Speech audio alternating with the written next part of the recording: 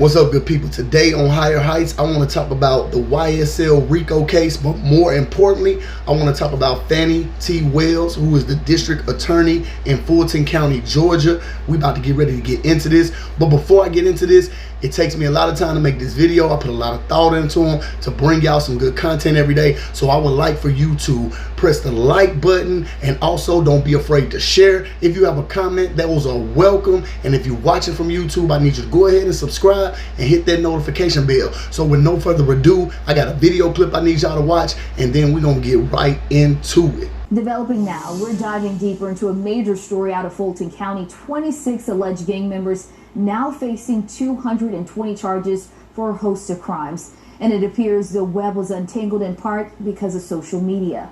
11 Alive's Hope 4 dug into that 94-page indictment to bring us the details. Alleged gang members brought up on RICO charges by District Attorney Fani Willis. The suspects tied to a 6-year-old street gang called Drug Rich. They use things like prescription bottles and money symbols, and this is in their jewelry and their tattoos, and we see that present here. Those symbols include the letters RX and Monopoly symbols, and the DA's office used those symbols and the suspects' social media to tie each other together, saying it's proof they knew each other, conspired together, and promoted their enterprise online. Suspect Kenzel Walker, going by Clairvoyant on Facebook, holding money while wearing a Monopoly chain. Walker, one of the suspects accused of breaking into Mariah Carey's home. Alleged gang member Robert Gunter, posting a photo of him holding a gun, wearing an RX hat and chain. Gunter, accused of attempting to break into an Atlanta United player's home.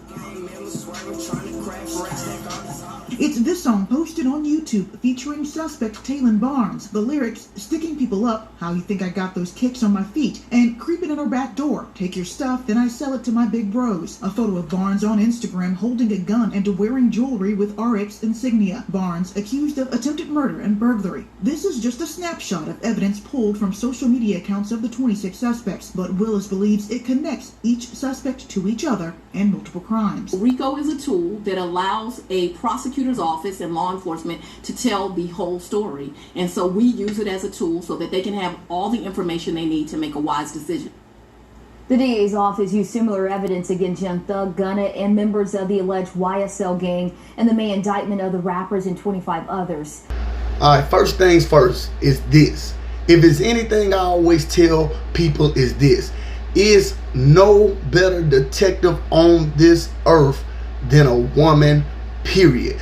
Women can be some of the most vindictive, best detectives you ever seen in your life. When they want to find something, they will find something. They go through pants pockets, they search every corner, crack, and crevice of the earth when they are determined to find something. A woman is the worst person that you could ever want on your case or on your trail, and especially a woman with intent, purpose, or she's scorned. Those men, if you got a woman on your case and she's got an intent and purpose, or she's scorned, you better look out, because she's going to find what she is looking for. And in the case of this RICO indictment that she got going on with YSL and Young Thug and all the people connected to it, they are in serious trouble. I don't know how it started off or how they may have felt in the beginning, but this woman is not playing with y'all, and she is coming down, and she's coming down with the wrath of God. So if you've been following the YSL Rico indictment in Fulton County, Georgia, based on or including the famous rappers Gunna and Young Thug, to name a few, if you've been following it, this is a RICO case where this gang they have been tracking this gang's activity since about 2015, roughly about 2015. And like I said, when the feds are involved, this is serious. The feds have a 99% conviction rate, if I'm not mistaken. That means when they come, we don't even need to really hear nothing. It's a slam dunk. You understand what I'm saying? So with that being said, we already know that they didn't just bam them for no reason, period. They gonna get some time out of this. If not, this lady is pushing for the max. And I really feel like, I know in America, money can buy your way out of a lot of things, but in this case, I don't feel like money is going to save these people. One point I want to really hit on is this: in the culture that we live in today, and it really bothers me, because I even know in my small city where I'm located now, you got the youth all rapping about the same things, all things that can incriminate themselves, whether real or make-believe. They want to rap about things that are perceived to be gangster, and make their image into somebody who's a murderer. All this drug selling and drug robbing and drug usage is all in the music. All this violence and murder and death. Even some of the local people that I know that ain't committing these acts, they want to include it in their music, let alone when we get into talking about people who are really committing these crimes, who are really terrorizing and victimizing their communities.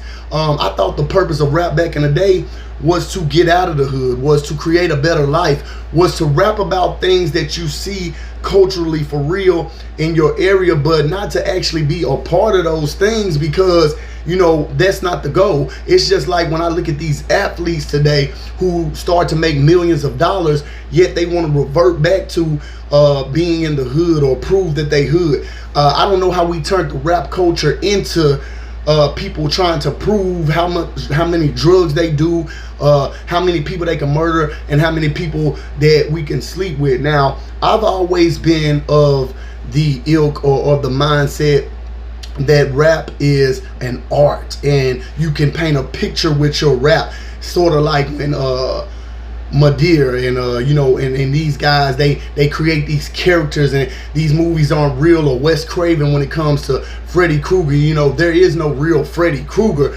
but you're painting an image of entertainment. But what we have come to in this society, in this culture, is there is no more feel-good rap. It's all about how many people you can hurt, how many people you can smoke on, how many packs you can smoke on, and all this. And this woman in Fulton County, Fani T. Wells, look her up, she's serious.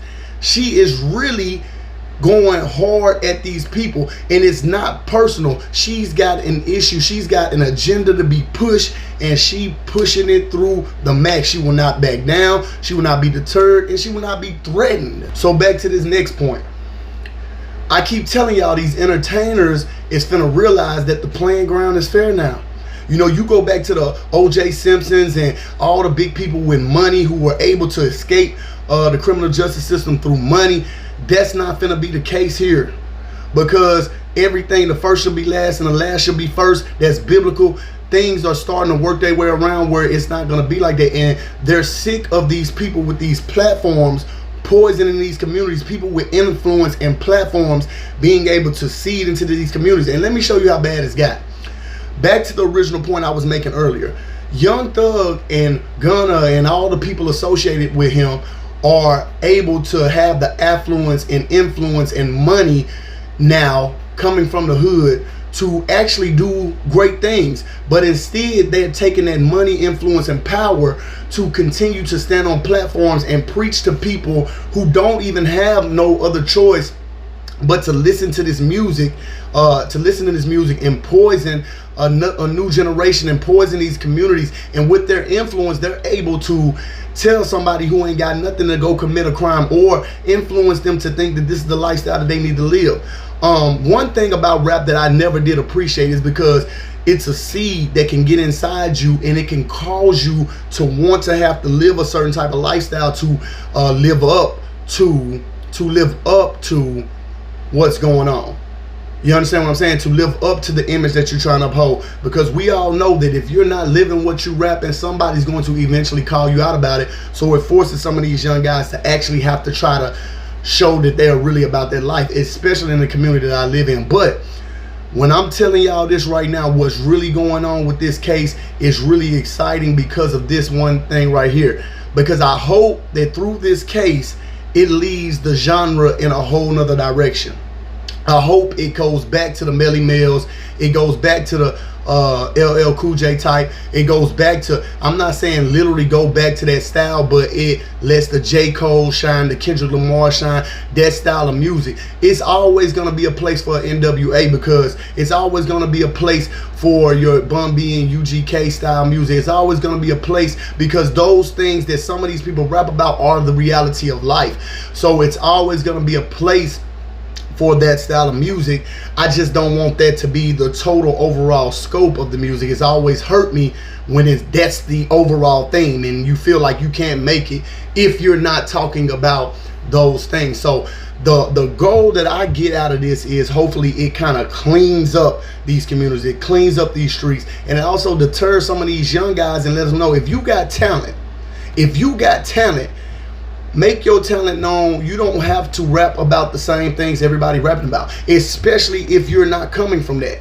And another thing that used to really grind my gears, or whatever you want to call it, one of my pet peeves when I moved down here from Memphis to the city that I live in right now, it's a small city, and you got people that's in gangs for no reason. They don't even gotta be in gangs, right?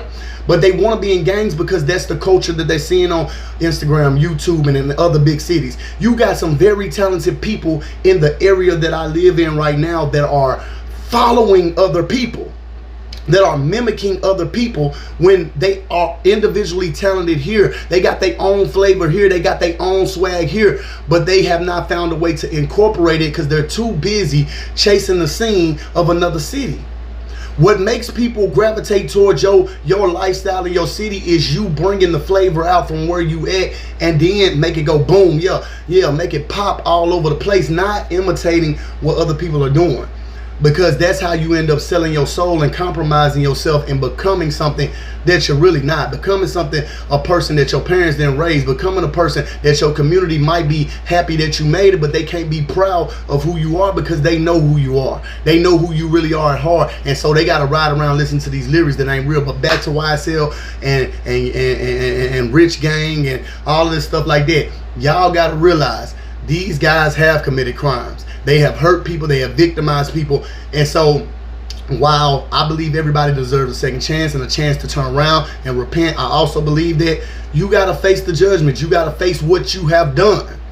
As a man, you have to always realize that what goes around comes around, and eventually every dog got his day, and today just might be your day. Y'all be blessed.